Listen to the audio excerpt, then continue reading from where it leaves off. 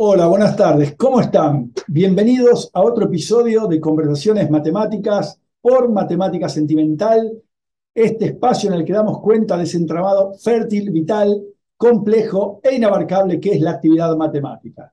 Hoy yo en particular tengo el gran placer de conversar con un matemático que viene de Chile. Hace bastante que quería conversar, desde el año pasado le escribí, estuvimos ahí haciendo unos intercambios.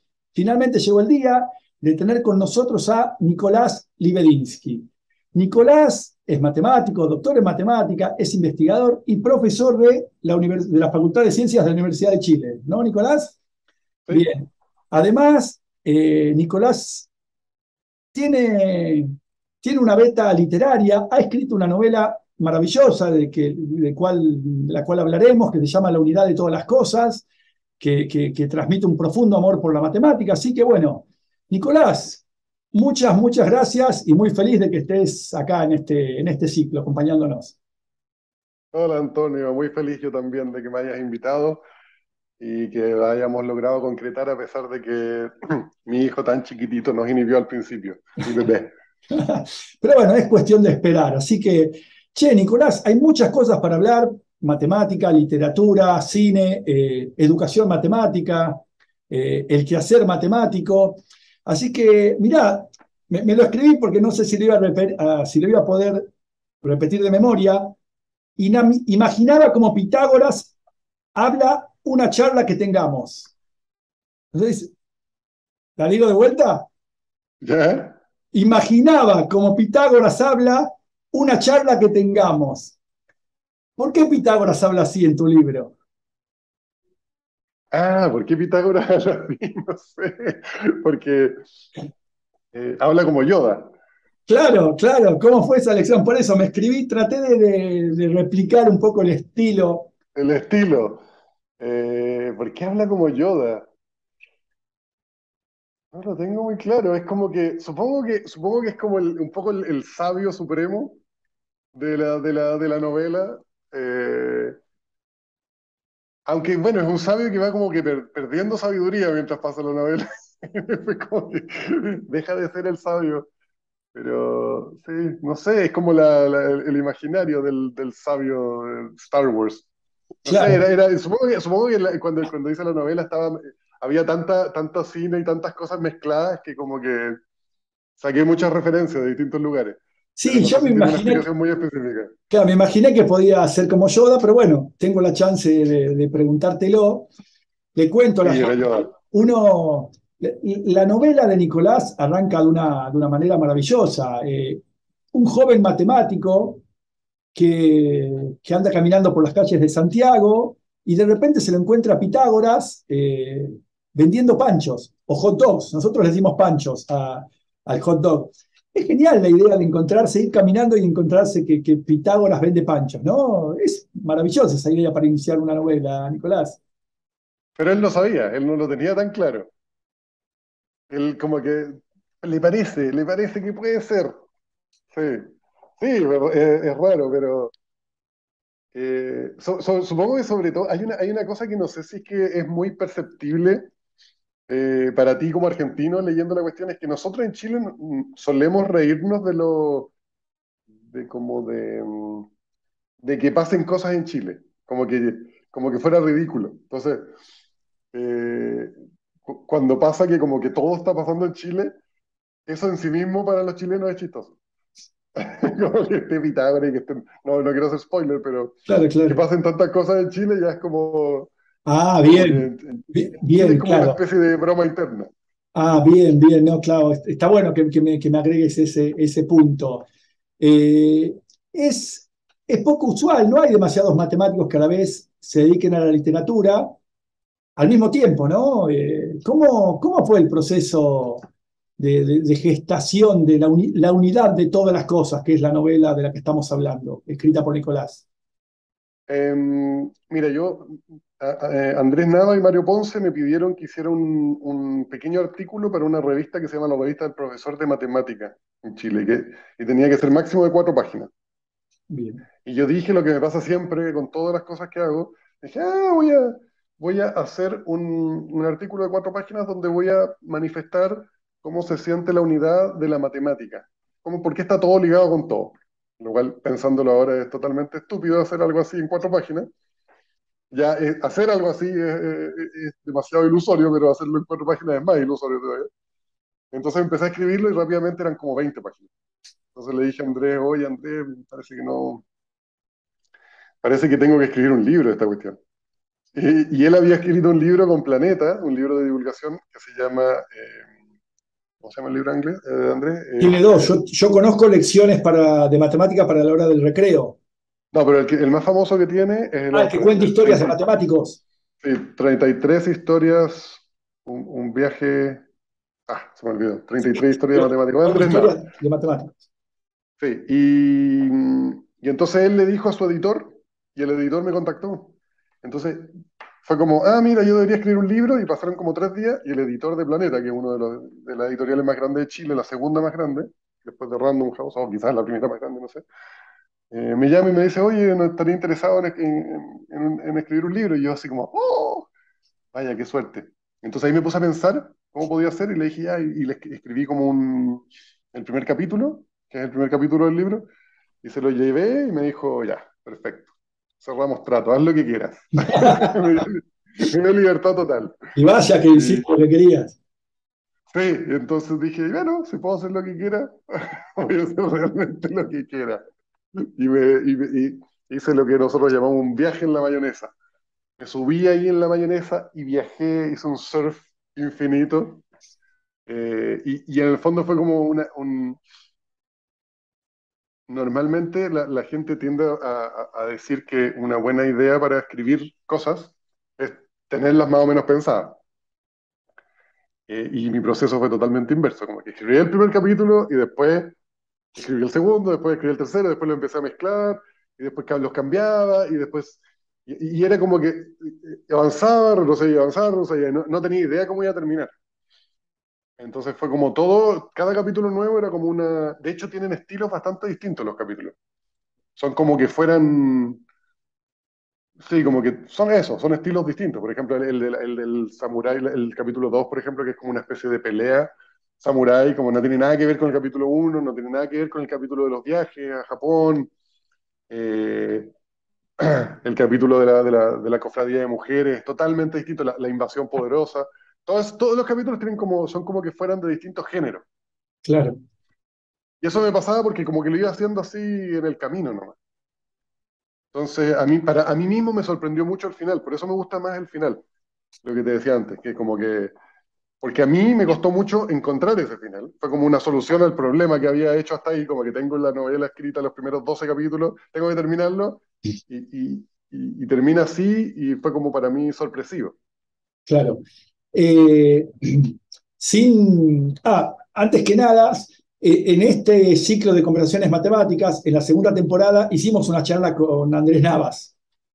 Ajá, Y creo que nos contó también cuáles fueron los orígenes de su texto de las historias de matemáticos, cómo lo contó al público el origen quizás de ese texto. Así que, y después mencionaste también a Mario Ponce. Digo, contanos quién es. Andrés Navas es un matemático chileno que estuvo en el canal Matemática Sentimental, pero Mario Ponce, ¿quién es? Así la gente, Mario Ponce es el decano de la Universidad Católica de Chile, bien. que después de la Universidad de Chile, que es la mía, que es lejos la mejor, viene la de ella, no, mentira. Ya está la Universidad de Chile y la Universidad Católica, son como las universidades más grandes Claro, de Chile. Y él es el decano de la Facultad de Matemáticas. Y él es muy buen divulgador también. De hecho, él tiene un premio porque publicó un artículo una vez en el American Mathematical Monthly. Me lo explicó una vez y lo vino a explicar acá, no me acuerdo bien, pero era bien bonito. Y se ganó un premio como al mejor artículo del año, una cosa así. mira, bien, Y bien. como que es muy bueno haciendo charlas, es muy así, muy motivado. Y ha hecho como una labor enorme en la Universidad Católica, atrayendo talentos, haciendo cosas para estudiantes de colegio, para las Olimpiadas.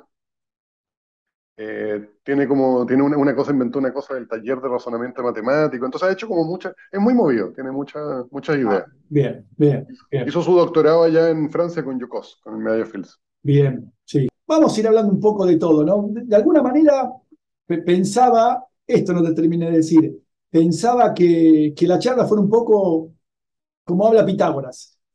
Alteramos la sintaxis de una oración. Perfecto. Toda Pitágoras altera la sintaxis de una oración. Bueno, nosotros alteramos la sintaxis de un video, ¿no? Así que, De una conversación. claro, imagino que no vas a tener problemas.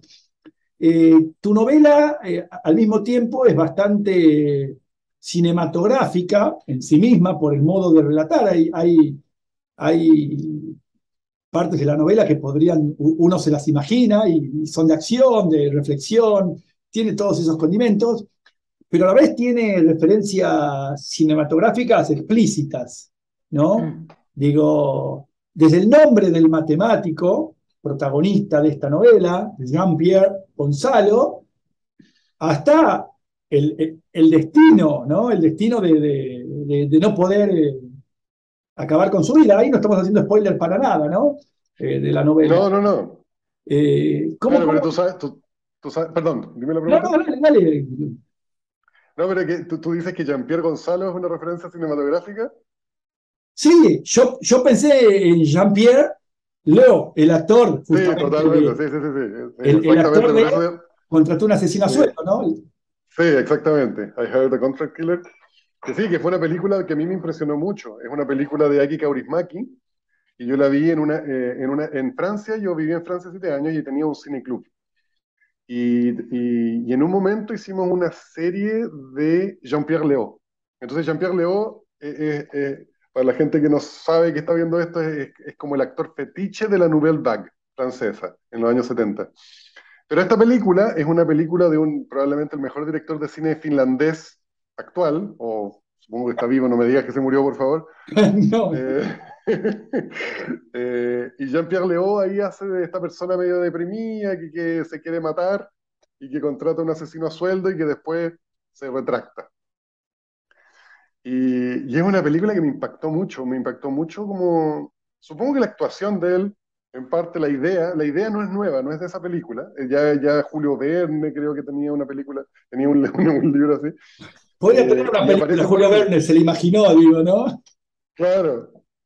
Eh, pero sí, con respecto a lo cinematográfico, de hecho, el otro día estaba en un conversatorio de literatura, el primero que estaba en mi vida, y preguntaban como que, una de las preguntas era como, ¿por qué uno podría querer escribir? Y a mí me parece que una respuesta para mí importante, para mí hay dos respuestas, pero una importante es que es interesante escribir cosas que no se pueden hacer en otro formato, que no son cinematográficas. Entonces, por ejemplo, piensa en la escena aquí es semi-spoiler, pero la escena de cuando él está viendo esa especie de animal misterioso hecho de arcilla, que es la matemática, que es que también es como una escena de Ghost, pero esa escena es imposible que sea Filmar. cinematográfica, o si es que tú la haces cinematográfica, va a perder mucho, no tiene mucho sentido, porque es esencialmente literaria. Es como que tiene como su raíz en las palabras. Uno puede imaginarse algunas cosas, como en la matemática también, uno se puede imaginar algunas cosas, pero que la esencia está en lo que estás diciendo, no en la imagen. Eh, porque ese animal, que no tiene un adentro, no tiene una afuera, como que tiene una descripción medio rara, eh, que es semifractal en algunas partes, eso ¿cachai? No tiene sentido si es que tú lo tratas de transformar en algo. Y el libro tiene la escena final, evidentemente, también. Tú podrías llevarla al cine, pero perdería mucho, mucho. O sea, sería como... Y así yo siento que hay algunas, mientras que hay otras partes que son eminentemente cinematográficas, o sea, que son casi como un guión de cine, como por ejemplo la pelea con Katana, o otras escenas así que son mucho más así visibles. Pero sí me parece que es como que tiene esa cosa como de esencialmente literario, que es como lo que hablábamos del Aleph. O sea, como el Aleph tiene ese punto que no podrías, que si tú lo llevas al cine, podrías, pero no sería una gran película. Sería como algo raro nomás, como que no se logra manifestar. porque la manifestación está en las palabras.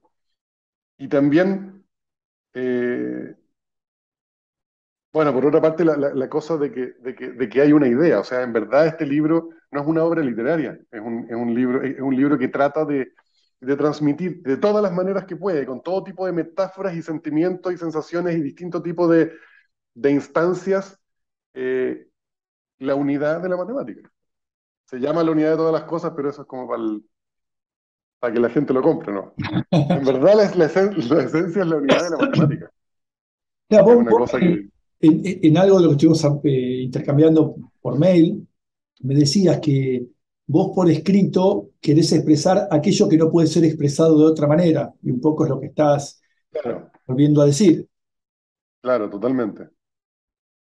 Sí, sí, porque si no, es como, no sé si tú has visto 30 Rock, que a mí me encanta, es una serie muy chistosa. No, no.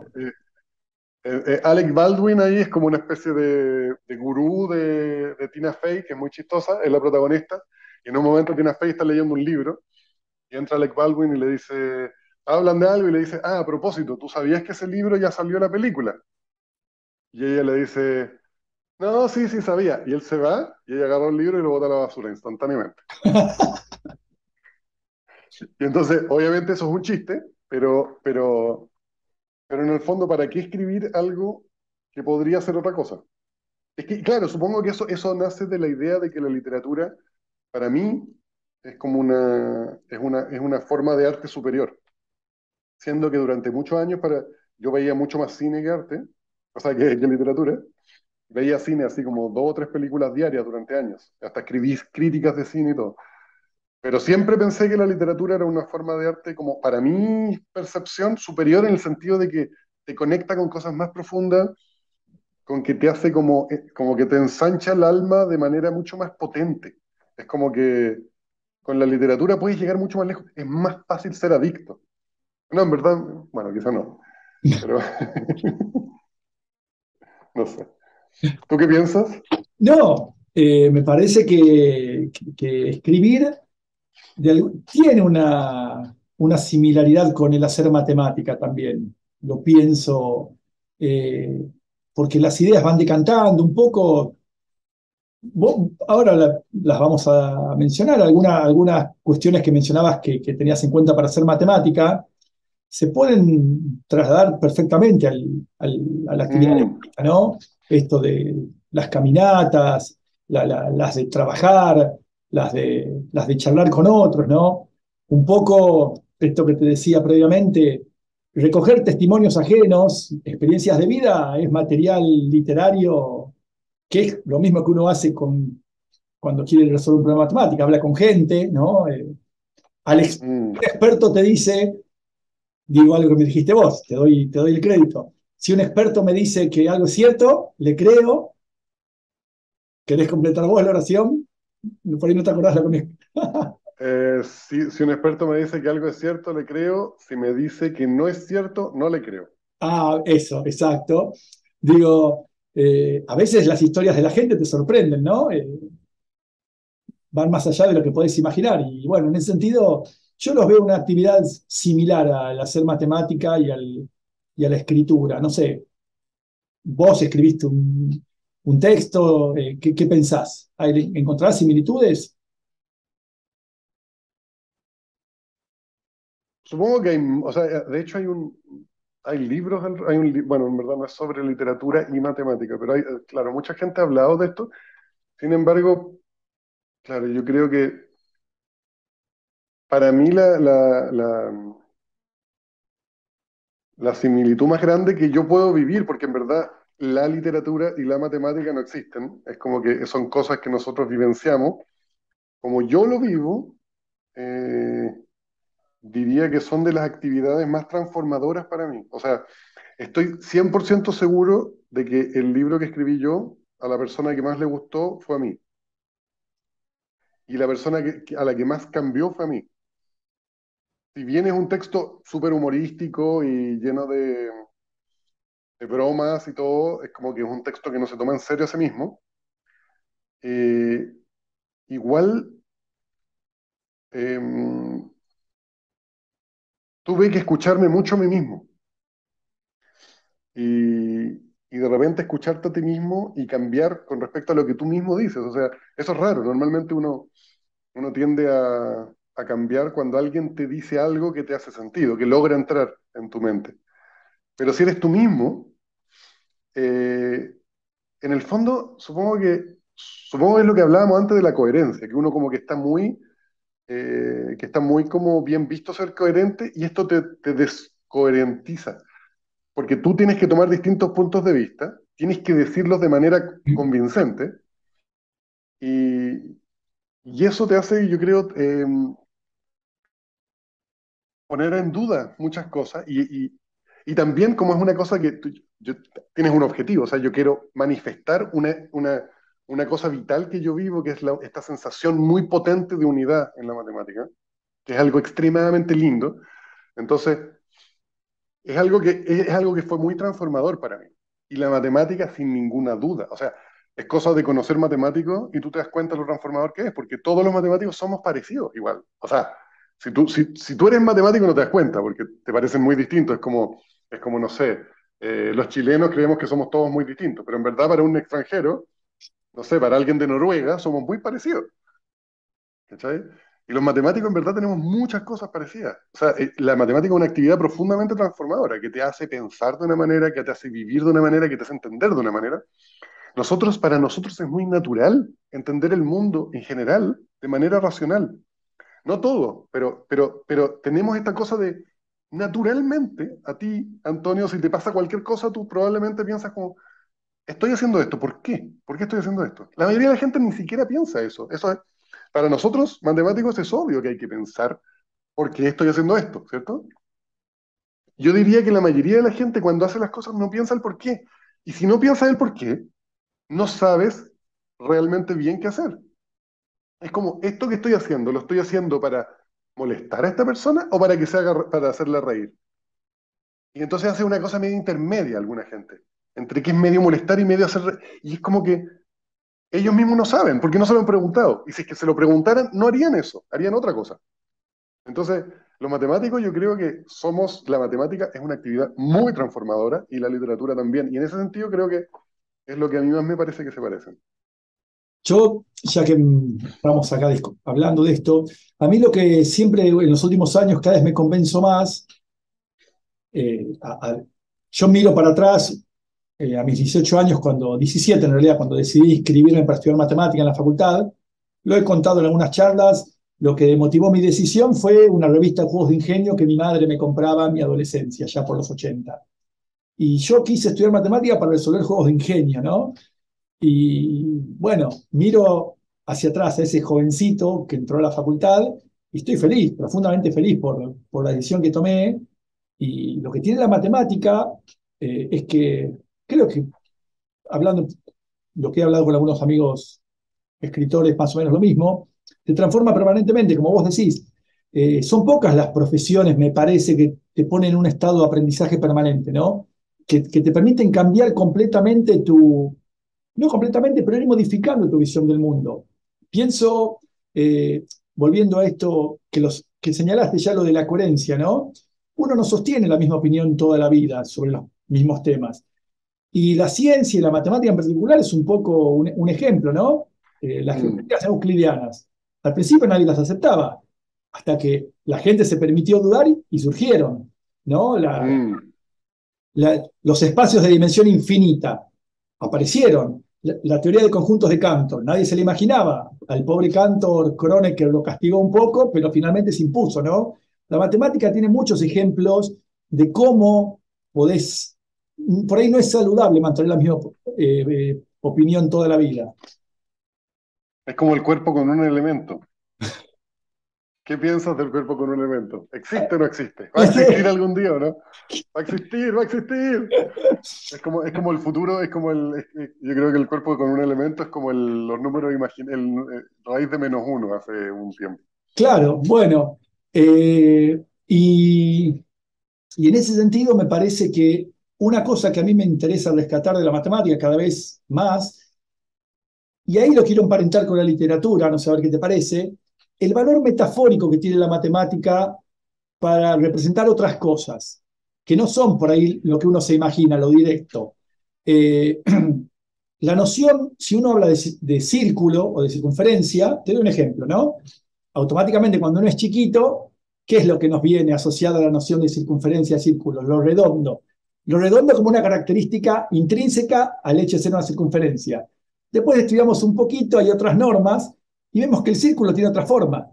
Puede ser un cuadrado, un rombo, dependiendo de la norma en la que estemos trabajando, ¿no? Entonces, te permite extender tu visión del mundo. Ya vos te das cuenta que lo de redondo no tiene nada que ver con la noción de circunferencia. Lo único que cuenta es la definición intrínseca de circunferencia, dado un punto y un radio, el conjunto de puntos que equidistan, no te está prescribiendo una distancia. Usa la distancia que quieras. Bueno, para eso me parece que la matemática es una herramienta muy poderosa, ¿no? Para extender nuestra visión del mundo. Ujú. Por ahí hablé demasiado, quizás. ¿No? No, no, no, estoy de acuerdo. O sea, me gusta mucho lo que dice. En verdad no lo había pensado. Como, em, supongo que si uno va como a lo más profundo, ¿por qué a la gente le gusta la matemática? ¿Por qué a la gente le gusta la literatura? Lo que tú dices, por ejemplo, de cómo empezaste, de que te gustaban los juegos de ingenio, yo creo que todo el mundo empieza en la matemática o en la literatura no por las cosas más profundas. O de hecho en cualquier tema, o sea, uno empieza por las cosas que te llaman la atención, las cosas con las que te puedes conectar, evidentemente. Eh,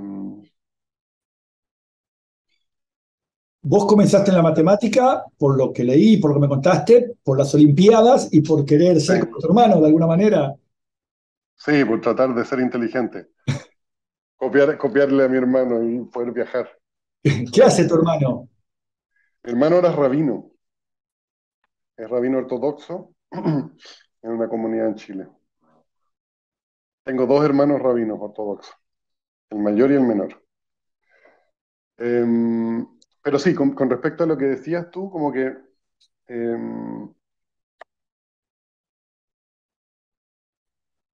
y como que he estado pensando en eso últimamente, en el tema de la esencia, de por qué.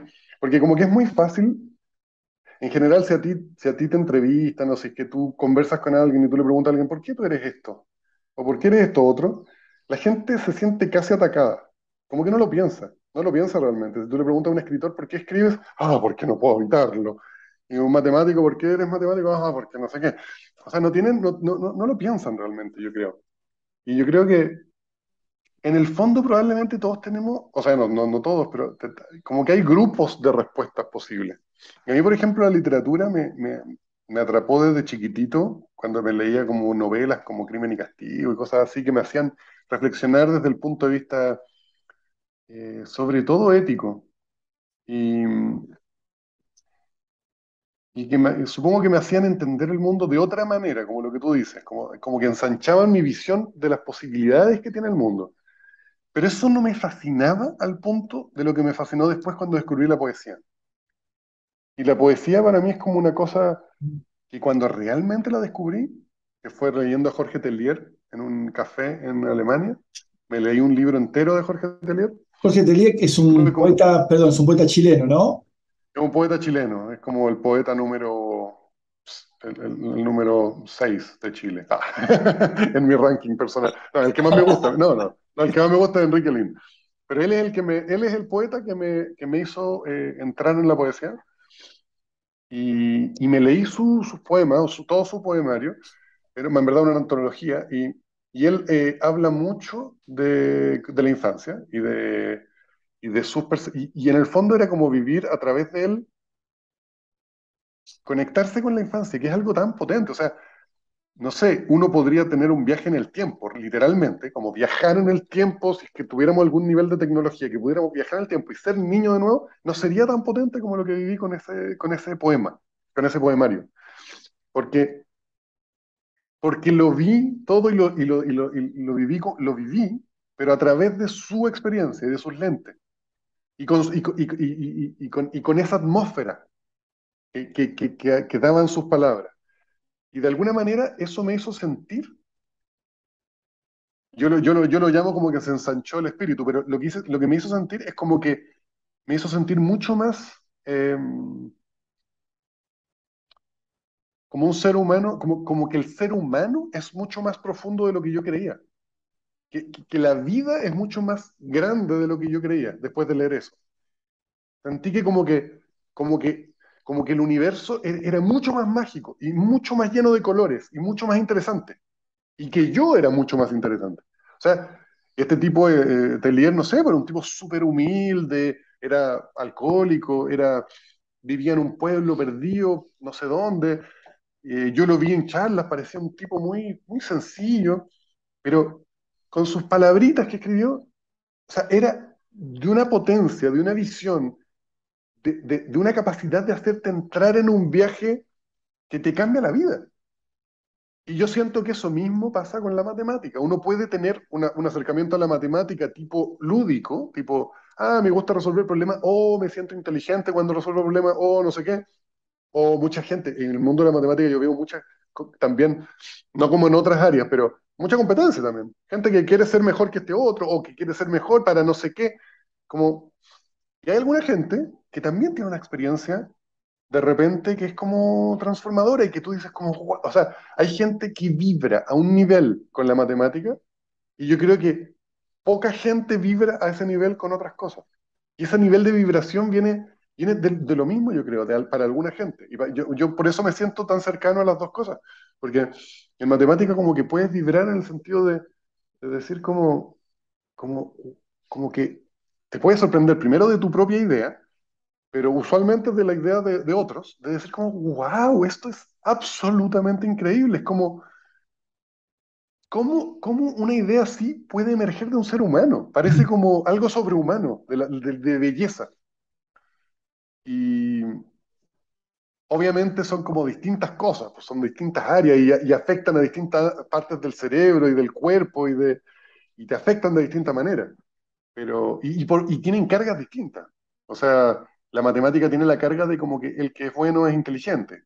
La literatura tiene otra carga, es como que el que es bueno poco menos que es como emocional, es como no sé qué. No es como que seas inteligente si eres bueno en literatura, Claro. en la sociedad, digamos. Aunque en la práctica yo creo que la gente, por ejemplo, de la gente que le gusta la poesía, te diría que hay muy poca gente que le guste la poesía y que no sea inteligente, creo yo. Bueno, este canal, cuando decidí darle un nombre, elegí matemática sentimental, ¿no? Justamente, no, no, no sé si lo pensé, pero viste una suerte de oxímoron, ¿no? Porque uno no le asocia lo sentimental a la matemática. La Mm, matemática en general está asociada con lo racional. Soy muy inteligente, entonces no me conmueven las cosas mundanas. Bueno, y a la vez el juego con milonga sentimental, una milonga eh, clásica de acá, del repertorio argentino, bueno, pero básicamente, eh, te lo decía antes, bueno, en la previa, pero quiero que quede grabado, tu novela, lo que me permitió descubrir justamente un poco en esta senda. Es cierto, vos decís, el libro, escribir tu novela te transformó a vos. Exacto. Seguramente, lo estás diciendo, fue un viaje en el que una vez que terminaste de escribirla ya no sos el mismo. Pero una vez que lanzaste ese libro al mundo, ya no te corresponde a vos, no te tenés por qué hacer cargo, por supuesto, de cómo el resto de la gente recibe eso que vos mm, escribiste, ¿no? Bueno, en mi caso, haber leído tu novela, que como ya te dije fue el primer libro en formato electrónico que me compré porque no se conseguía en los kioscos de Argentina, en las librerías, así que gracias a Google Libros la compré. Eh, yo me encontré en esa novela. Digo, tenía algunas ideas con respecto a la matemática, lo sentimental, lo literario, y en tu novela encontré canalizadas, o sea, plasmadas esas ideas que a mí se me ocurrieron alguna vez, y en ese sentido me parece maravilloso el trabajo que hiciste. ¿Está bien? Seguramente, vos mismo lo dijiste, eh, habrá ido evolucionando tu escritura a lo largo de los sucesivos capítulos, ¿no? mm. Que estás más contento con los últimos capítulos que los primeros, pero me parece que es una muestra de cómo esas dos actividades que te conmueven, es muy poético tu libro. De hecho, hay poetas que son protagonistas, también aparecen ahí a lo largo de tu novela. Entonces, digo, esa conjugación, esa mezcla de, de la literatura y la matemática me parece que es una mezcla superadora, ¿no? Así que, bueno, quería que quede grabado el elogio concreto. Muchas gracias. ¿Pero qué significa una mezcla superadora? Eh, que lograste una amalgama de esa, o sea, la matemática me conmueve, la literatura me conmueve, ¿sí? Sí. Bueno, lograste, al menos a mí, conmoverme con las dos cosas, desde la matemática y la Ujú. literatura. Eh, me encontré, no sé si puedo hacer ese ejercicio yo, pero encontrarse en eso, decir, che, mirá, esto que está escribiendo este tipo está muy bien. O sea, y además te expusiste de alguna manera, ¿no? No escribiste lo que te querías escribir. Es un ejercicio de exposición, la escritura también. Sí. Porque nadie te va, tus papers, tus buenos papers que escribís, muy bien, Nicolás escribe papers, publica en Advances. Digo, lo sabés, el mundillo matemático te va a lavar por eso. Digo, ¿no? Eso es lo que te da de comer de alguna manera, ¿no? Digo, Claro. la unidad de las cosas no te va a dar de comer, me parece, ¿no? Salvo dentro de unos años, ¿te imaginas dentro de 20 años, ahora que se entregó el Nobel? Mirá, Nicolás Libedinsky. Por ahí sí, 20 millones de ejemplares, pero bueno, en ese sentido digo, ¿no? Me parece que es una muestra de que la matemática tiene un costado literario que no está explicitado en general. Ujú. Aprovecho, me Sí. sirvo agua, no sé. Salud. Muchas gracias por el elogio. Bueno, no sé, te tiro la pelota a tu campo, no sé. No, estaba pensando que con respecto a lo que dijiste de la milonga sentimental, matemática sentimental, me recordó lo que tenía escrito atrás, que es parecido. ¿Te acordás de lo que estábamos hablando? Mulata boreal, bueno, Que eh, Mulata Boreal se parece a Aurora Boreal. Así que usamos el mismo recurso de que algo que suena. Y de hecho, cuando me lo preguntaste ya no me acordaba por qué lo había puesto así. Porque era bueno, como que sonaba. contémosle a la gente un poco. La mulata boreal es una de las protagonistas del libro de Nicolás. No digamos quién es, pero bueno, o sí, va, contamos más o menos cómo surge la mulata boreal. Es un buen momento para... Sí, la mulata boreal un personaje que es probablemente el personaje más clave de la novela. Es alguien que es un personaje real de la historia real de la humanidad. Su personalidad y su físico son novelados, pero y es alguien que se parece mucho a la matemática. O sea, todo lo que dice, como que en mi mente era un poco una persona y también una, una idea. Es como un poco... Entonces él tiene una relación con ella que es muy difícil porque él se enamora de ella cuando él la logra escuchar, cuando él la logra escuchar, pero no la entiende. Y que yo siento que es algo que nos pasa a los matemáticos también. Nosotros estamos enamorados de la matemática, pero entendemos tan poco. Y cuando vamos a una charla, entendemos tan poco. Pero a mí me ha pasado, por ejemplo, me pasó con Alain Kohn, de escucharlo hablar. Yo no entendía nada, geometría no conmutativa. El tipo se paraba en puntillas y hablaba del grupo cosmológico, y hablaba de cómo todo se relacionaba con la teoría de Langlands y con no sé qué, las ecuaciones holonómicas. Y era como, ¿de qué está hablando? No tengo idea, pero salí de la charla como, ¡ah! Claro, Ultra entusiasmado. Y, y la mulata boreal, para mí, tiene que ver, que es la matemática, pero también es el libro, La mulata boreal es este libro, es esta novela, o sea, es esta cosa em, que lo que quiere finalmente, o sea, si vamos ya más profundo, no solo a lo que te provoca, de como que te ensanche el alma o que te cambie, o que no sé qué, esto es estimularte, uno quiere estar estimulado en la vida, O sea, eso te provoca felicidad, ¿no es cierto? Te provoca, si tú estás como en un estado de excitación mental, de excitación de alma, como algo está pasando, eso es la mulata boreal. Es el algo está pasando, es la matemática, es la literatura, es la poesía, es lo que no entendemos, es la cosa, es el misterio. Es el misterio desde el punto de vista de la persona curiosa, de la persona que el misterio es lo que lo mueve. Entonces, claro, tiene una relación con el protagonista que es muy extraña si uno la mira como relación hombre-mujer. De hecho, yo he visto comentarios hostiles con respecto a eso en internet. Pero bueno, Hacia la novela. sí, pocos, pero los que he visto reclaman sobre esa relación, efectivamente. La encuentran muy dulzona, muy como de no sé qué. Yo creo que simplemente se quedan en el nivel más superficial. Eh, Porque claro, tiene todo un lado apasionadísimo, como de adolescente, que es casi ridículo, o sea, como alguien se enamora así. Eh, pero claro, ella cuando habla, también ella, cada vez que habla, como que relaciona todo. Ahora, lo relaciona todo de una manera incomprensible, o sea, uno siempre está desde el Jean-Pierre. Uno escucha más o menos las cosas que dice, uno no entiende bien, pero todos son genialidades. Y todos son relaciones. Ella en el fondo se dedica a relacionarlo todo, ¿cierto? Entonces, bueno, en el primer encuentro él está medio borracho, entonces realmente no entiende y dice que escuchas, y como que no está escuchando, como que se concentra en escuchar, pero también está hablando con otra gente, entonces están siempre, porque obviamente, ¿qué puedo decir yo como escritor a través de los labios de ella que sea realmente genial? Yo no conozco cosas geniales. Entonces, lo único que puedo hacer es simular que es genial. Y como que dice, decir elementos de cosas que me parece que pueden estar relacionadas.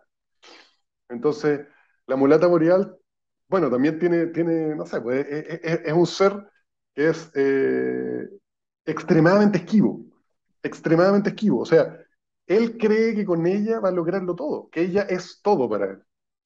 Pero ella siempre se acerca y se esquiva. Y, y, y es un poco ella como que yo siento que en este caso como que se une la iluminación en términos budistas, está presente en la novela y está muy presente. Eh, de hecho, el maestro de Shimaru que aparece es un maestro real que fue el que llevó el Zen a Francia. Fue el maestro de Jorge Soto. No sé si tú conoces a Jorge Soto Andrade. Es un colega tuyo, escribiste, después Sí, íbamos a hablar de educación matemática, escribiste algo con él, ¿no? sí, él es un matemático chileno que fue el que trajo el Zen a Chile. Y él estudió con Deshimaru en Francia. Fue monje zen allá. Ah, mira, Y Deshimaru aparece en el libro un personaje, y todas las cosas que dice Deshimaru en el libro, yo las saqué de un libro de Deshimaru, no es que se las copié. O sea, son palabras reales de él. Eh, entonces, la iluminación, en el mundo de Deshimaru, la iluminación no es como uno se la imagina, como así, como, ¡ah! Es como la iluminación es la práctica, es la práctica. Eh, Y la mulata tiene mucho de eso, la mulata boreal, de que el enamoramiento que él siente por ella está muy relacionado con la iluminación en matemática, que también existe, es una iluminación que también tiene que ver con la práctica. Entonces, hay mucho de esta relación entre la matemática y el Zen, eh, y obviamente, ya no quiero hacer tanto spoiler, digamos, hay una última relación que tiene que ver más con lo erótico. Entonces, con el mundo de lo sensual, de la otra de la pequeña muerte, otro tipo de iluminación, y en verdad todas son parecidas en cierto sentido, y como que ahí se explota un poco esta relación. claro. El final, sobre todo, ¿no? Si mal no recuerdo, está dedicado. eh, pero vos recién me señalaste, lo marqué acá, que tildaron de muy adolescente la relación de Jean-Pierre con la mulata boreal. Yo y pensaba, no sé, se me ocurrió ahora, ¿no? A partir de la charla, yo me siento un eterno adolescente con la matemática. Sigo Mm, descubriendo, digo, cuando sos adolescente el mundo se abre ante tus ojos con todas las cosas de la adolescencia, pero también sigo experimentando esas, no sé si es exagerado, pero esas epifanías que experimenté cuando entré a la facultad. todo el tiempo aparecen Ujú. cosas que no entendías, se te iluminan regiones que no estaban iluminadas. Digo, no sé, yo me siento un adolescente eterno con la matemática. Sí, pues yo creo que la gente que mantiene eso de hecho, los mejores matemáticos, de hecho lo digo en el libro, que los matemáticos tienden a decir que si logran mantener una edad pequeña mental, como de la relación con respecto a la sorpresa, eh, mientras más se sorprenden, más probablemente disfruten la matemática y mejores matemáticos sean y todo. O sea, está muy relacionado también disfrutar con ser bueno en matemática, porque, no sé, siento que es así, o sea, que eso que dices tú, además que es demasiado valioso, como esa sensación de descubrimiento que uno tiene cuando está aprendiendo las primeras cosas de matemática, cuando es chico uno, es como una cosa es como un enamoramiento, es como algo, es como un misterio enorme que se te está abriendo. Es como, es parecido yo creo a lo que pasa cuando uno se enamora. Sí, Pero sí, claro. Bueno, la gente, obviamente hay gente que lee con distintos, hay gente muy simple, o sea, la mayoría de la gente se queda en la historia, de las cosas en general, de cualquier obra. Leen una historia y eso es lo que ellos ven solo la historia. Yo diría que la mitad de la población hace eso, lo cual me parece inconcebible, así como que les dé lo mismo dónde pasan las cosas, cuáles son los vestuarios, cuáles son las ideas, cuáles son las palabras específicas, cómo están dichas las cosas, cuáles son las situaciones, si hay diálogo o no hay diálogo. O sea, todo el contexto, toda la parte filosófica, toda la parte estética, todo eso les da lo mismo. Es la historia. Y si la historia les parece mala, es malo. Y si la historia les gusta, es bueno. Entonces, es como dices tú, no hay que hacerse cargo de lo que dice la gente, pero... claro. Eh, hay una parte, bueno, Jean-Pierre ama a Grothendieck, ¿no? Lo considera el matemático más importante de la historia. Y hay una, sí, hay, Jean-Pierre dice que, yo sí, voy a citar algo que dice Jean-Pierre, que Grothendieck dice que el objetivo del matemático no es agrandar las islas, sino disminuir el nivel del mar, para que las conexiones entre las islas se demuestren, surjan, aparezcan, ¿no? Eso, ¿hay alguna referencia concreta donde Grothendieck diga eso? Me pillaste. Sí, él dice lo contrario, en verdad. Lo que pasa es que yo lo tuve que adaptar para que tuviera sentido en esa frase. Él, en verdad, de las Y- y- islas como que fueran, lo dicen recoltes de maíz, o sea, cosechas y siembras. Y de hecho hay un libro que se llama The Rising Sea, que es un libro de geometría algebraica que hicieron en honor, o sea, que el título es en honor a esa frase de Grothendieck. Él dice lo contrario. Entonces dice, las islas los problemas de matemáticas son islas. Y uno puede, hay gente que va y ataca exactamente ese problema, entonces llega con una cuchara y empieza a tirar, a achicar la isla, hay gente que llega con palas, con retroexcavadoras, y dice, lo que yo aspiro es a subir el nivel del mar, para que desaparezcan las islas. Y él lo dice al revés. Ah, En pero el está muy contexto bien en el que igual, yo lo ¿eh? estaba... Pero ¿Ah? me encantó igual lo que... Sí, es que esa era la filosofía de Grothendieck, él lo decía siempre, o sea, para él, y de hecho eso hay testimonios de gente que iba a sus charlas y había un problema, por ejemplo, tal problema X, que era antiguo problema, y él empezaba a definir cosas, y era como, no está pasando nada, no está pasando nada", Dale, y de Grothendieck, repente, dale. alegró, tendría que apurate, y de repente pasaba que decía conclusión, el teorema, y era como, y tú pensabas, ¿y en qué momento lo demostró? O sea, a él no le gustaban las demostraciones que eran como, mira, agarro esto, hago un cambio de variable, le meto esto, saco esto de mi bolsillo, esto otro de mi otro bolsillo, y de mi sombrero, y ¡pum! No.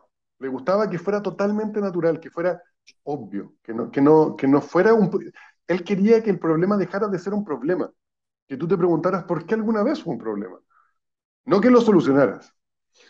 Claro, ¿Cachai? Que fuera tan natural la solución que te pareciera obvio. claro, claro. Pero bueno, igual me agrada mucho lo que dijo Grothendieck según Jean-Pierre. Sí, porque ahí lo estaba relacionando con otros, no me acuerdo bien, pero era Algo que decía Enrique Nin, creo. No me acuerdo. No, Como no, que mezclé como no. cuatro cosas que decía gente. Sí, sí, bueno, de hecho, déjame decir esto, el nombre del bar donde se juntan los matemáticos, beber para creer, muy buen nombre. ¿Existió ese bar alguna vez o es producto de tu imaginación? Producto de mi imaginación, creo. Es que ya no me acuerdo, como tantas cosas como que probablemente me inspiré en algo, pero no me acuerdo bien. Ok, ok, Pero no creo que exista, o sea, yo no conozco ese bar. Y me pareció un nombre que era totalmente adecuado a la situación, porque es un bar en el cual se encuentra con cosas totalmente increíbles y y él mismo lo único que tiene que beber hasta que ya se lo empieza a creer. claro, claro, claro, está muy bueno, está muy bueno. Bueno, tenemos que, como argentino, lo tengo que decir, la presencia de Borges en tu texto es crucial. No sé si la palabra es crucial, pero atraviesa el texto, ¿no? Eh, la cuestión de la inmortalidad. Hay un cuento de Borges que se llama El Inmortal, no sé si lo habías leído y Ujú, si eso lo tuviste en cuenta. sí. Y después te cuento alguna cosa que estuve escribiendo acá. En- Hay como un hilo, ¿no? Vi, vi, vi una charla que te hicieron una vez en la cual hablas de que, volviendo a lo de la coherencia, ¿no? Como que uno se jacta de tener siempre la misma opinión y no admite las contradicciones. Y citas a Walt Whitman, que dice, yo soy, sí, me contradigo porque contengo multitudes, ¿no? Entonces, qué bonito, che, lo tenía que decir. Eh, y bueno, acá por ahí me pongo pesado, exagerado, decímelo vos.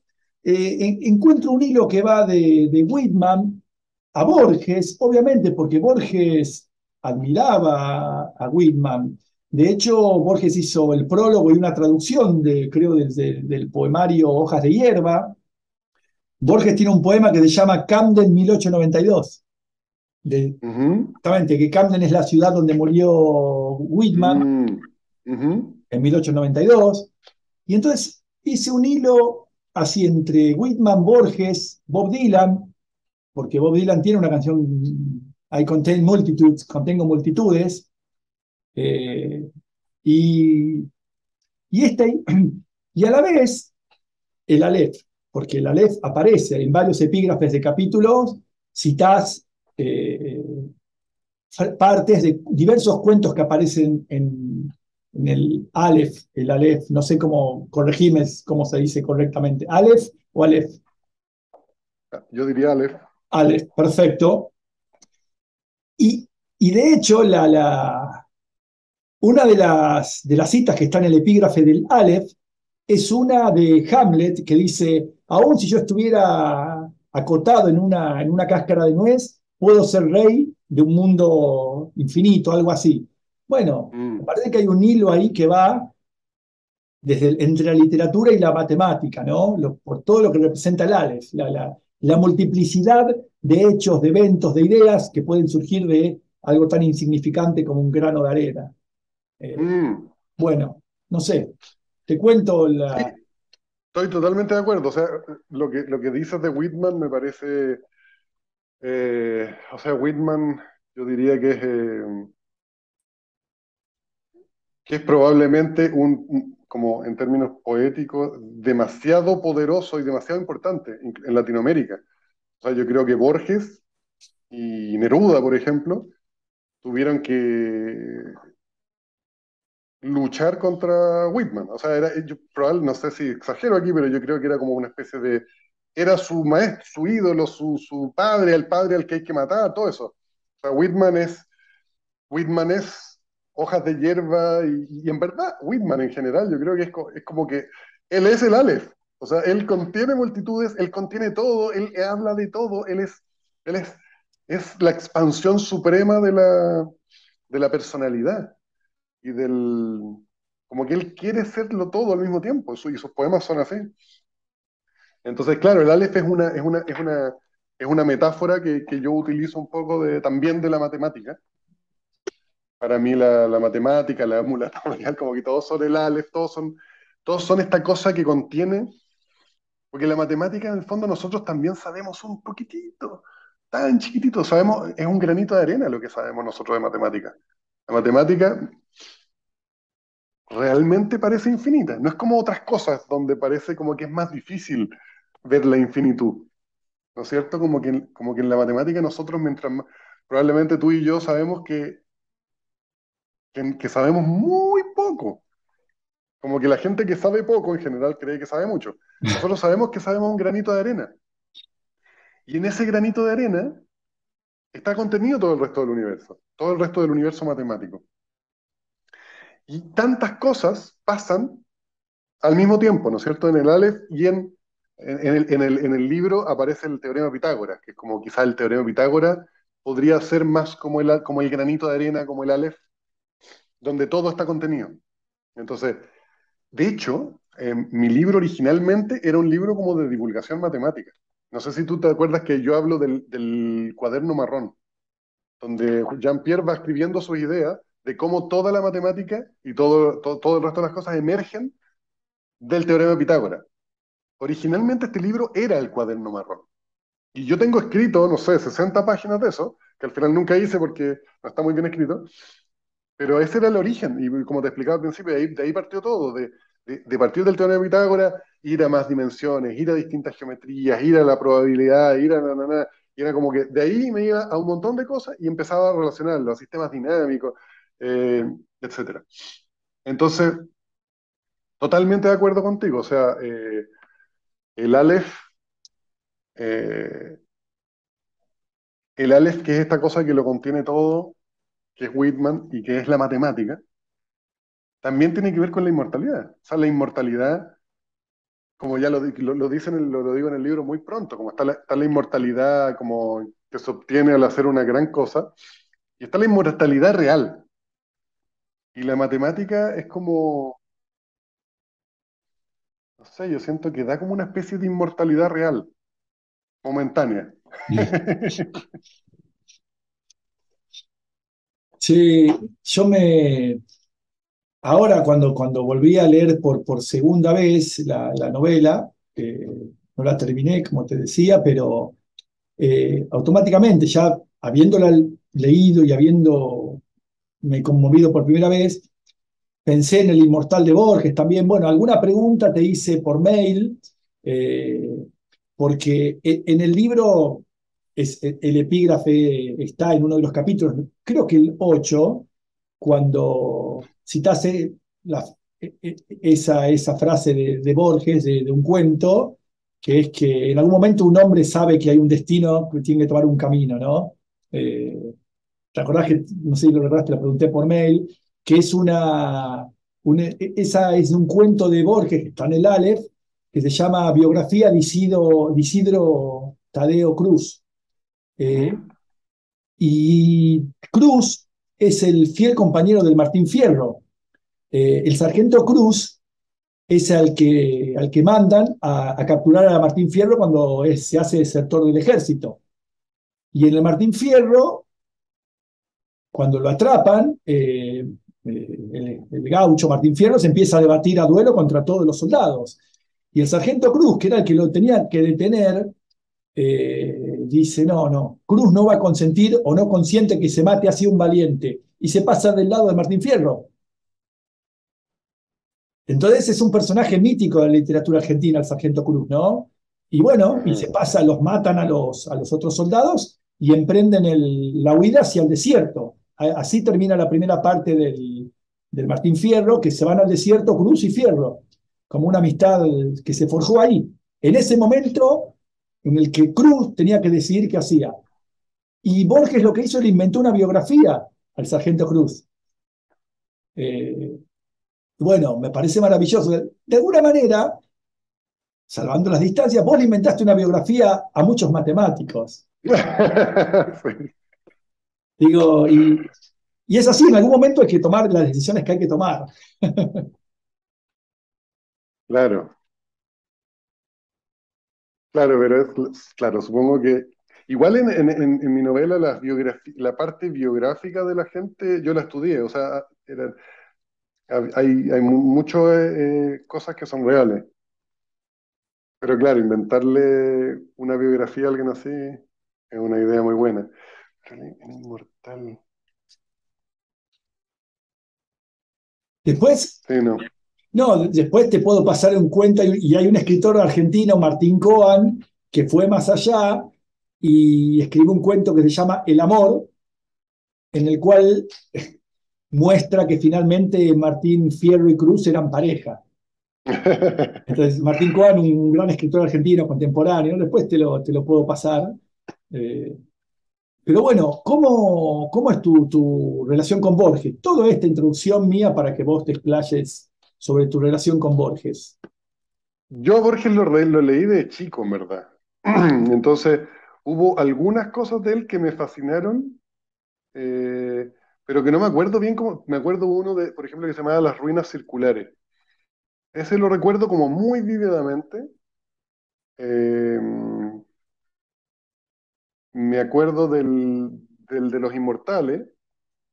He leído cosas después, pero claro, mi relación con él no es muy pasional. O sea, no me.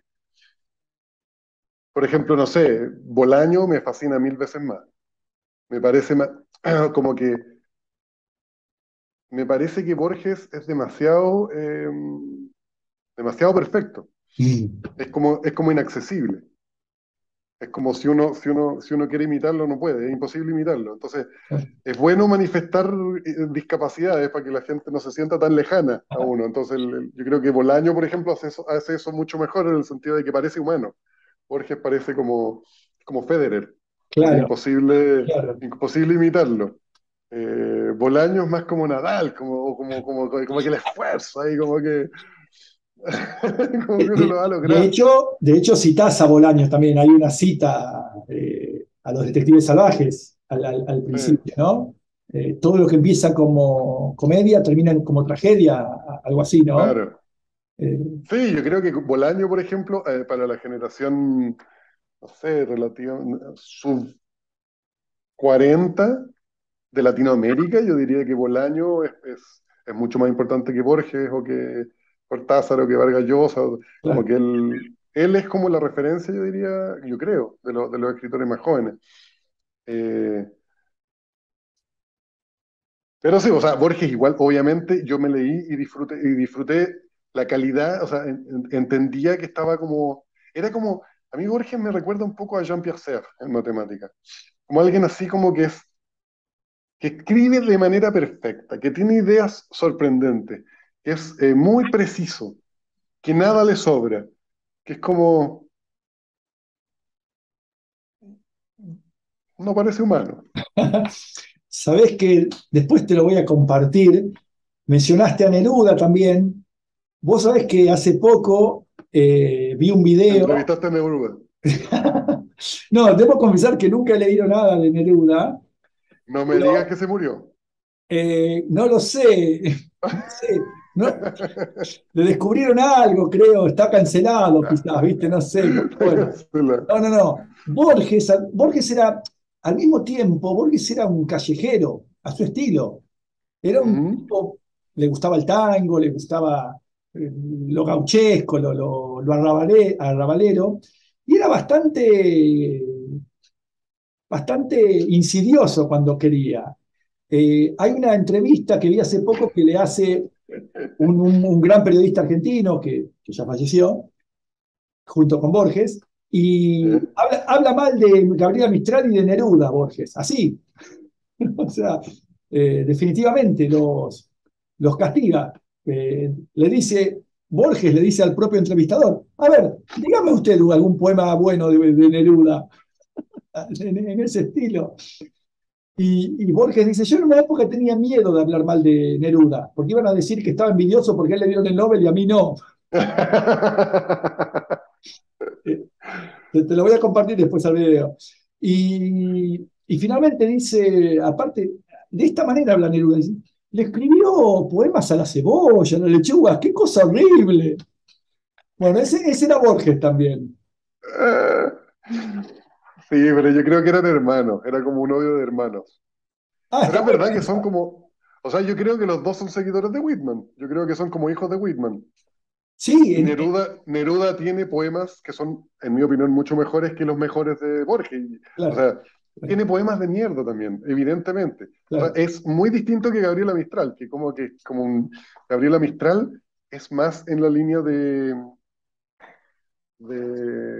Borges, o sea, alguien que, bueno, en verdad no, o sea, yo creo que Mistral es como alguien mucho más espiritual, para mí Mistral es como Emily Dickinson, como alguien así como muy espiritual que es muy difícil entenderlo, como que se nota que hay mucho ahí, hay que leer muchas veces sus poemas. Neruda no, Neruda es como, no sé, es como alguien muy influyente, porque él, si tú lo lees, después como que escribes como él. Es claro, como muy desagradable. Yo claro. creo que él influyó a mucha gente. O sea, muchos poetas escribían, así como ahora está lleno de bolañitos en Latinoamérica, en una época estaba lleno, por lo menos en Chile, estaba lleno de neruditos. Obviamente los poemas famosos de Neruda, como los 20 poemas de amor, que son los que son realmente famosos y que han vendido millones de copias en todo el mundo, son los poemas que escribió a los 16 años. Entonces, y también los de Gabriela Mistral, los más famosos, son poemas que le escribió poemas de cuna, poemas de canciones. O sea, evidentemente los poemas de alto vuelo, súper difíciles, no son los que la gente conoce. Claro. Y todo el mundo sabe que Neruda tiene poemas extraordinarios. Yo creo que evidentemente su hermano, o sea, Borges, era envidioso. Yo creo que era real, o sea, eso de que le dieron el Nobel y a él no, yo creo que Sí, realmente le molestaba. O sea, sí, yo creo que él se sentía mejor escritor que Neruda, y yo creo que lo era en muchos sentidos, y en los sentidos en los que él valoraba la literatura, yo creo que él era mucho mejor. Si Neruda yo creo que es como la exuberancia, yo creo que es como, imagínate como que llegara, no sé, me imagino a Borges imagínatelo como un empresario, un millonario sueco, que hace como actos de caridad, ponte tú. ¿Cómo se llama esa gente? La gente que hace los filántropos, un filántropo. un filántropo sueco. Y después se encuentra con, no sé, con un sultán que hace filantropía. Es como, no lo hace bien. O sea, o no sé si es un sultán, o no sé, o un gitano, no sé, alguien como que todo le sobra, ¿cachai? Como que en Neruda todo sobra. Claro, Eh, Pero bueno, también tiene periodos, o sea, Neruda también tiene como tres periodos, el periodo que es como un copión de Whitman, igual que Borges, Borges también copió a Whitman, tiene un periodo que es como que rechaza a Whitman y tiene un periodo donde aparece el Neruda real, que es el Neruda más tardío, pero no tan tardío, que ese es el mejor. claro, claro. Bien, Pero no bien. sé, yo creo que era una relación fraternal de odio. Sí, es muy gracioso ese video, es muy gracioso. Eh, Me había notado acá que hablabas del teorema de Pitágoras y pensaba el teorema de Pitágoras como el Big Bang de la matemática. Había notado algo así. Un poco lo señalaste, no sé si te parece adecuada la palabra Big Bang, no sé, pero como la raíz de la No, matemática.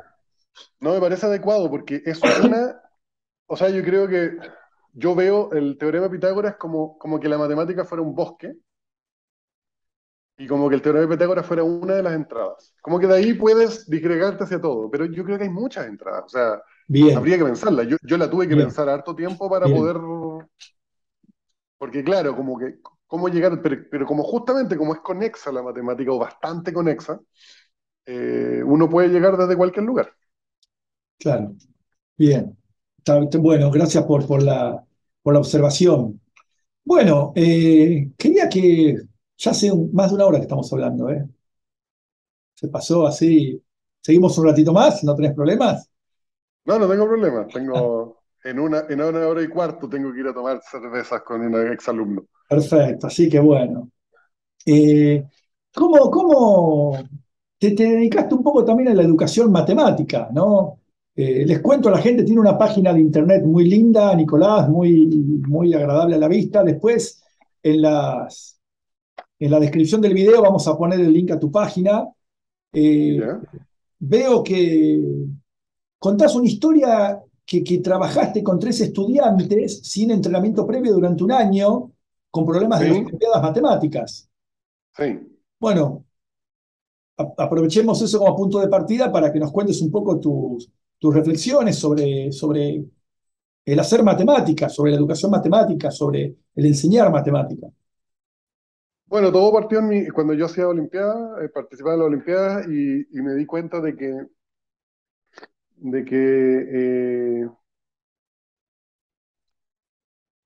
como que las metáforas son muy importantes cuando uno enseña matemáticas.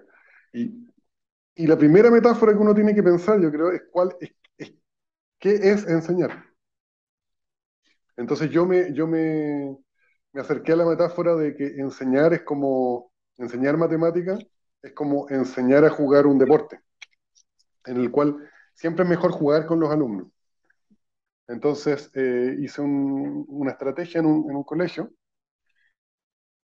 y les entregaba problemas que yo no sabía la solución. Y ellos trataban de resolverlo parados frente a la pizarra, yo estaba detrás de ellos, entonces yo no los ayudaba hasta que ellos empezaban como a decaer. Entonces, y ahí yo pensaba con ellos, pero como yo no sabía la solución, ellos veían mi proceso mental. Entonces, después de como un año, eh, estos 3 alumnos fueron a la Olimpiada Nacional de Matemáticas y compiten 5.000 personas, ¿eh? Wow. Y, y los 3 pasaron a la fase final, que eran 100. Y en la fase final nos habíamos juntado una vez por semana durante un año, menos de un año, fue en octubre, noviembre.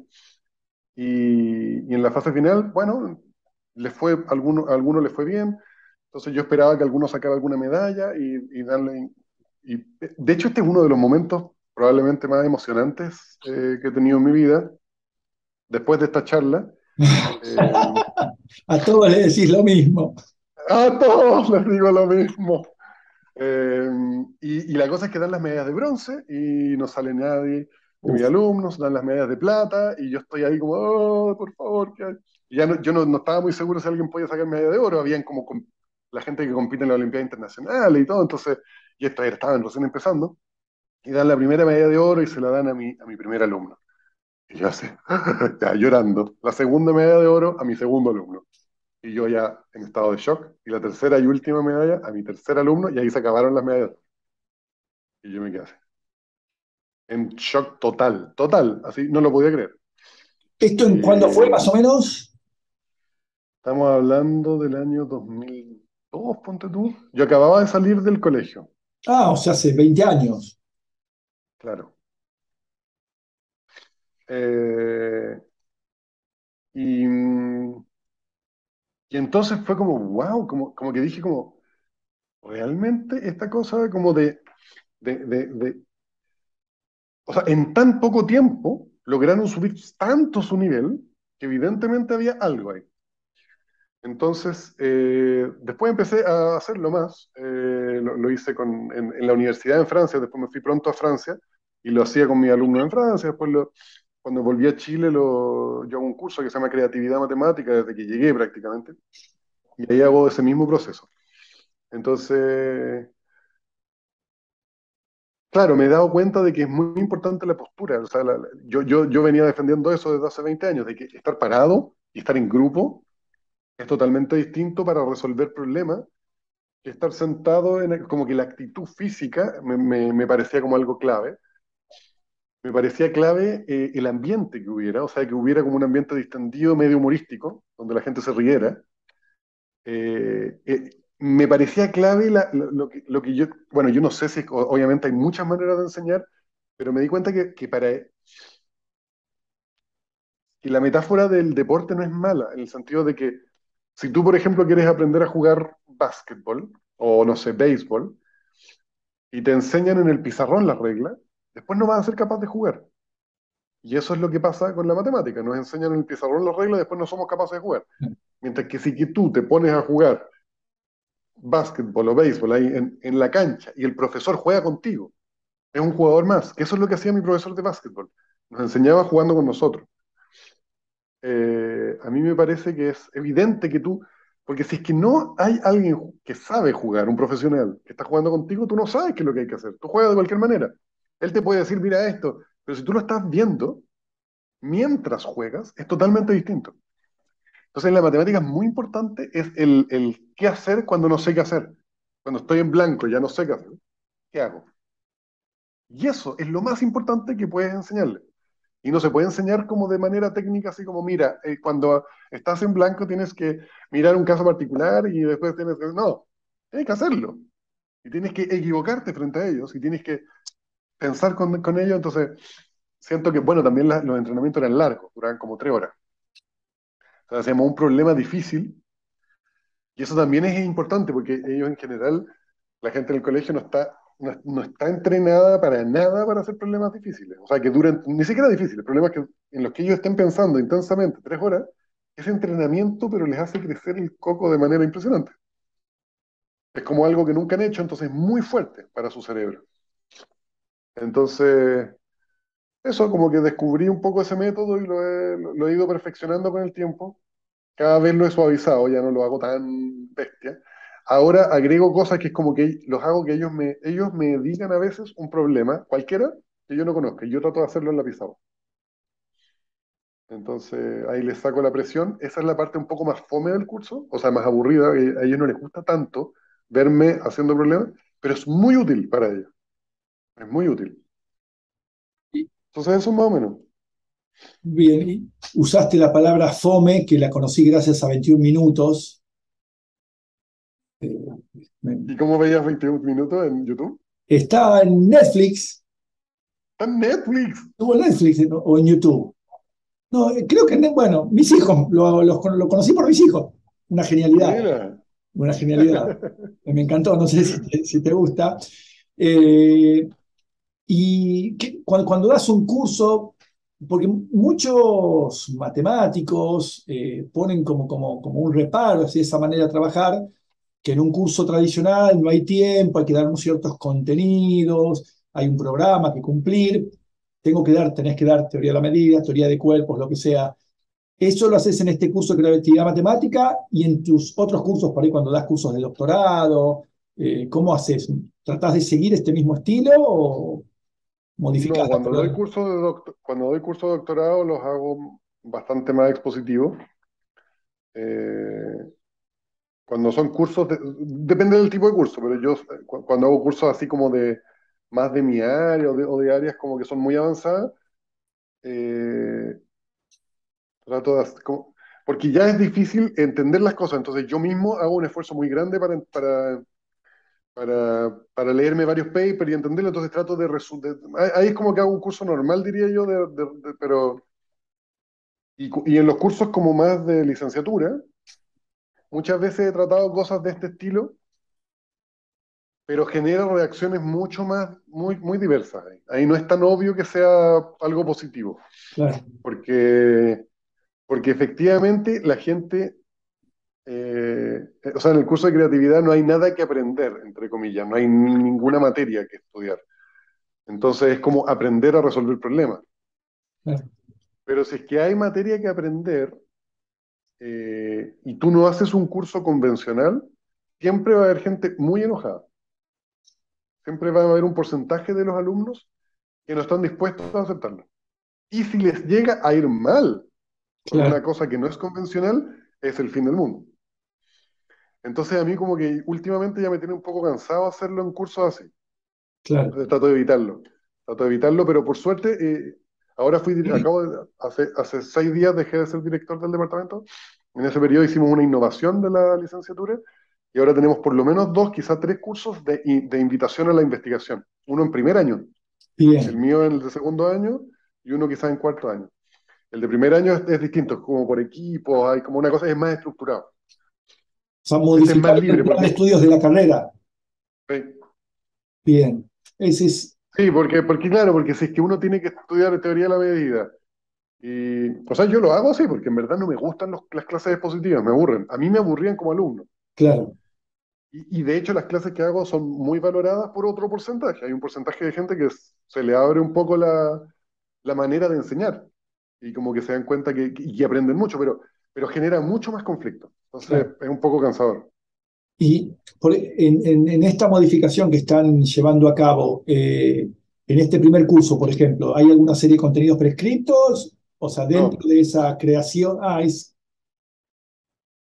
De como, hecho, claro, de hecho, por ejemplo, en el primer curso, en el primer año, hay como es más guiado en el sentido que les damos como una serie de preguntas que son cada vez más complicadas y las tienen que hacer por grupos y terminan preguntas abiertas. Entonces ellos desarrollan como un trabajo que después tienen que defender frente a otros y los otros tienen que atacar el trabajo si está mal escrito. Entonces es como todo un juego que es una cosa que nació en Francia y que Giancarlo Lucchini fue de los creadores allá en Francia y él vino acá a Chile, es un colega y entonces estamos imitando eso acá. Entonces es una cosa bien, súper, como bien hecha, súper desarrollada. Mi curso es más libre, es más como que partimos con ciertos problemas y siempre una buena parte del curso es generalizar. Entonces ellos, por ejemplo, no sé, hacen el teorema de los puentes de Königsberg, lo resuelven después de una hora y todo el problema ahora generaliza. Entonces algunos se van por algún tipo de, no sé, generalizan con más, con otros grafos, generalizan con, sé, que no sea planar o no sé qué es, o la recíproca, y cada uno entonces va buscando su manera de generalizarlo, que para mí es un acercamiento a la investigación, porque eso es nuestra parte, la mitad de nuestro trabajo es encontrar buenos problemas. te estaba por decir eso justamente. Me parece que están tratando de llevar adelante que la clase de matemáticas sea lo más parecido a lo que es la tarea de investigación, porque convengamos que en Claro, general pensaba en esto de las reglas que dabas también. Nadie, si bien Euclides así lo estableció, nociones comunes, axiomas, definición, teorema de demostración, no es así la manera en la que se gesta el conocimiento matemático. claro, en general uno tiene que esperar hasta terminar la licenciatura para empezar a tener algo del sabor de lo que hacen los investigadores, lo cual es dramático. Claro, Es como nosotros tenemos una pedagogía en matemática y hay como evaluadores que nos dan como acreditaciones y nos acreditaron por 2 años, que es muy malo. Es como la peor acreditación que hemos tenido nunca. uh, Después lo corrigieron y ahora está acreditado por 4 años. Pero una de las críticas principales es que no habían, ¿cómo se llama?, prácticas tempranas. O sea que había que esperar hasta muy tarde para empezar a hacer claro, clases. claro, Y eso es lo que le pasa a todas las licenciaturas de matemática en el mundo, que no hay prácticas tempranas. Nunca nadie se entrena en ser matemático antes. claro, Entonces, ¿cómo vas a saber si te gusta o no te gusta? claro. ¿Cuántos estudiantes tienen, Nicolás, así en eso, en los primeros años? De matemática como 25. O sea, están en un solo curso, digamos, un solo grupo, Sí, un solo curso, sí. porque a veces también 25 quizás. lo que conspira son cursos, la dificultad acá, al menos en Argentina, para introducir modificaciones, es que los primeros cursos se hacen entre todas las carreras.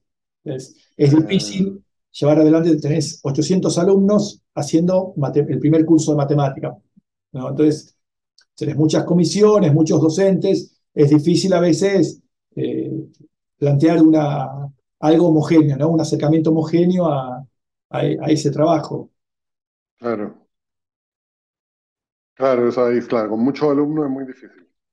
Ok. Es importante que haya un poco.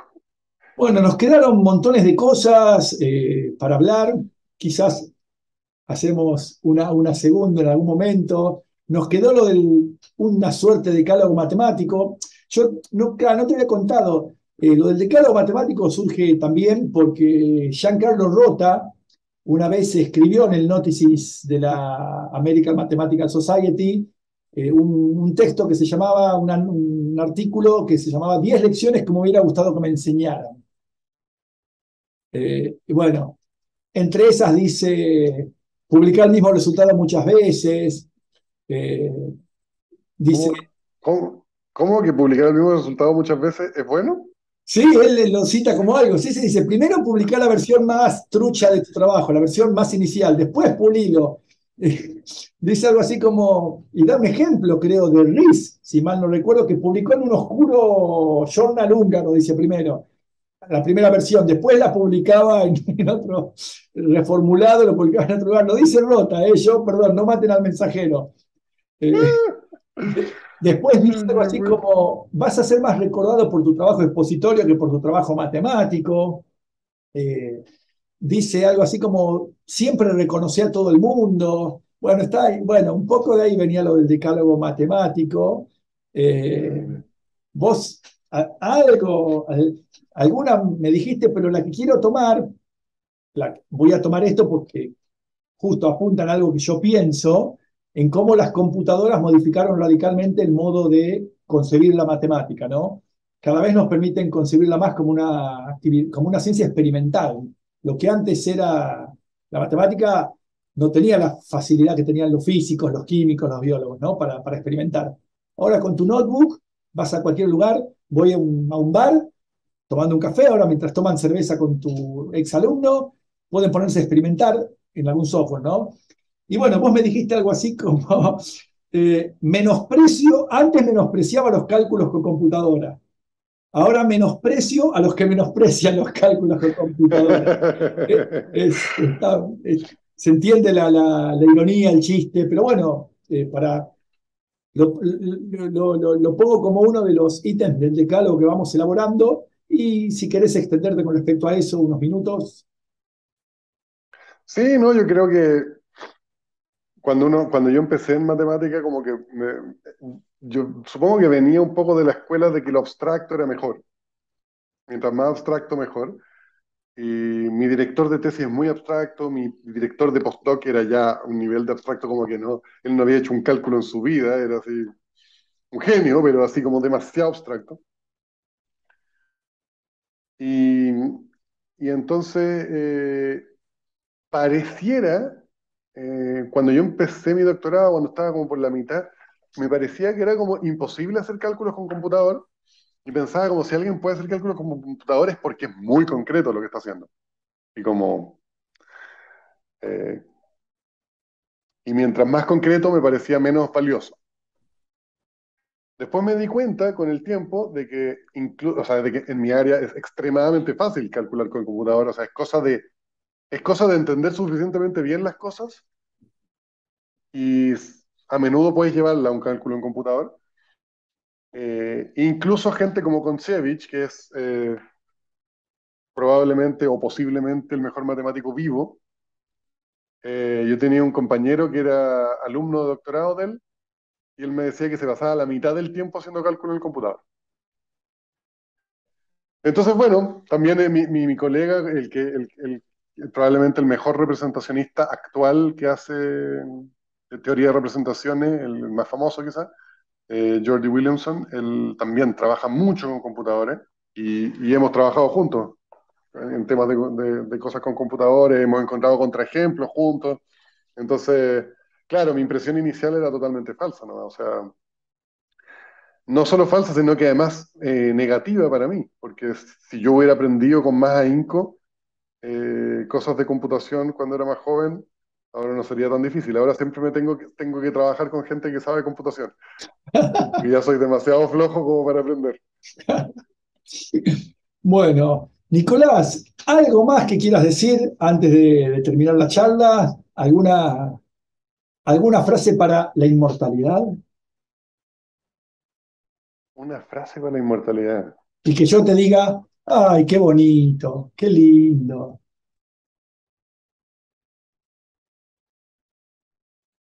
Ya, tengo mi frase para la inmortalidad. Antes fue el huevo. Eso, no da ninguna explicación. Eso Perfecto. voy a poner en mi epitafio. Está muy bien, está muy bien. Piénsalo, piénsalo. Sí, sí, sí, sí, me dejaste así. Es un micro relato.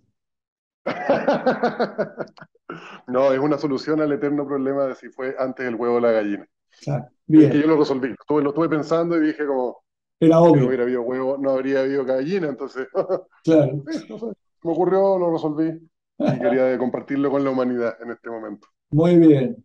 Bueno, yo realmente te agradezco el tiempo que te hiciste para conversar con nosotros. Viste, uso la primera persona del plural, como Con soy, ma- nosotros mismos, soy matemático finalmente. Bueno, no, no, claro, pero está bueno la primera persona del plural porque de alguna manera incluye al interlocutor, ¿no? Me agrada. claro, sí. Sí, nosotros también estamos muy contentos de haber venido a hablar con ustedes. Muy bueno. No, bueno, te agradezco realmente. Fue no te pregunté si estás escribiendo algo nuevo. Tenía que preguntártelo. Perdón, No estoy escribiendo algo nuevo, pero quiero empezar en enero y después el próximo año quiero dedicar el segundo semestre a escribir otra novela ¿tenés el tema? sobre, sí, sobre eh, sobre qué guía el comportamiento humano. Cosas matemáticas. Está muy bien. Está muy bien. Fórmulas, fórmulas. Una Bueno, teoría que tengo que estuve pensando muchos años, una teoría de cómo funciona el ser humano en el fondo. bueno, estaremos, cuando salga ese libro, quizás hacemos una segunda parte, Perfecto, segundo encuentro. encantado. Sí. Eso, Bueno, ahora nos vamos a despedir. No te vayas todavía del Zoom, nos despedimos para el video. Bueno, estuvo perfecto. con nosotros Nicolás Libedinsky, matemático chileno, profesor de la Facultad de Ciencias de la Universidad de Chile. Nicolás, te agradezco, te mando un abrazo y nos estamos viendo pronto. Muchas gracias. Gracias a ti.